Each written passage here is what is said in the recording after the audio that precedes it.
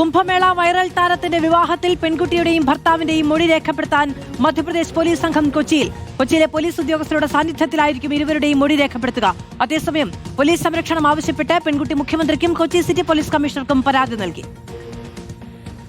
വിവാഹ സമയത്ത് പെൺകുട്ടിക്ക് പ്രായപൂർത്തിയായിരുന്നില്ല എന്ന ദേശീയ പട്ടികവർഗ കമ്മീഷന്റെ കണ്ടെത്തലിനെ തുടർന്നാണ് മധ്യപ്രദേശ് പോലീസ് ഭർത്താവിനെതിരെ പോക്സോ കേസെടുത്തത്.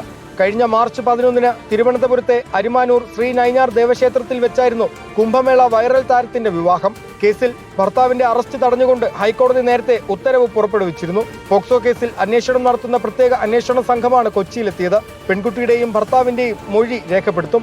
അന്വേഷണ സംഘത്തിന് അറസ്റ്റ് തടഞ്ഞുള്ള ഹൈക്കോടതി ഉത്തരവ് കൈമാറിയെന്ന് കൊച്ചി സിറ്റി പോലീസ് കമ്മീഷണർ പറഞ്ഞു.